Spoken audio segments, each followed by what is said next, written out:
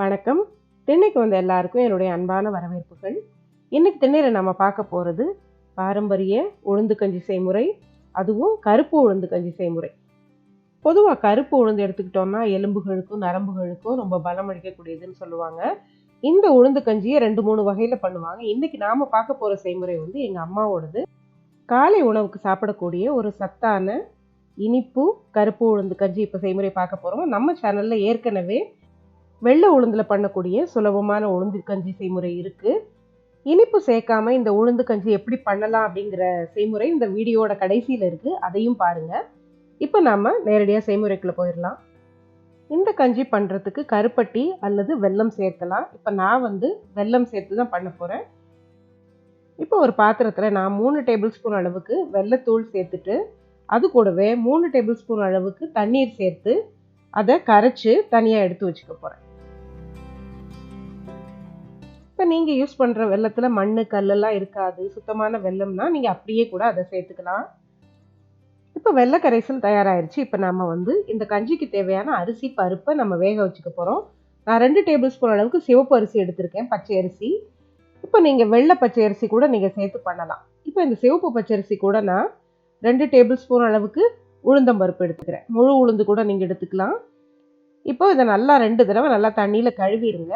கழுவிட்டு இதில் 1 கப் அளவுக்கு தண்ணீர் சேர்த்து கூடவே சுவைக்காக கொஞ்சம் உப்பு சேர்த்துட்டு நாம் ஒரு 3லிருந்து 5 விசில் வச்சு குக்கரில் வேக வச்சுக்க போகிறோம்.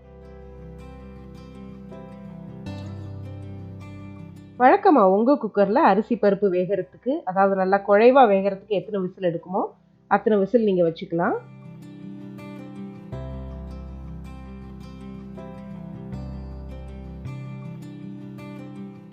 இப்போ நல்லா ஆவி அடங்கின பிறகு இப்போ நான் திறந்து பார்க்குறேன்.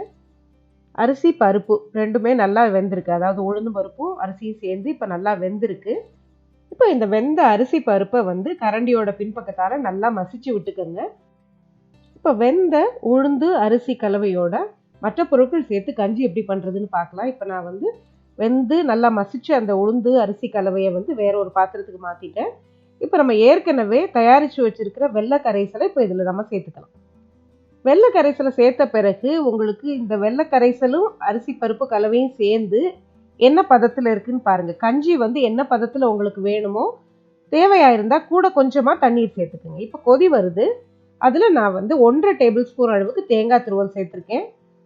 கூடவே சுவைக்காகவும் வாசனைக்காகவும் ஒரு 1/4 டீஸ்பூன் அளவுக்கு சுக்குத்தூளும் கொஞ்சமாக ஏலக்காய் பொடியும் சேர்த்து இப்போ நல்லா கலந்து விட்டுட்டு ஒரு 3 நிமிஷம் நம்ம மிதமான தீயில வச்சு இதை கொதிக்க விட்டு இறக்கணும்னா ரொம்ப அருமையான கருப்பு உளுந்து கஞ்சி தயாராகிடும்.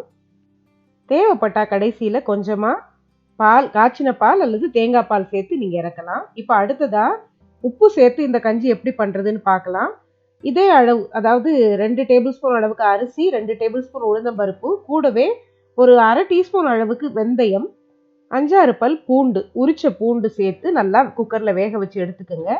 வெந்து நல்லா அதை மசிச்ச பிறகு கூட தேவையான அளவுக்கு உப்பு சேர்த்துட்டு தேங்காய் துருவலோ அல்லது தேங்காய் பாலோ சேர்த்து நீங்கள் சாப்பிடலாம்.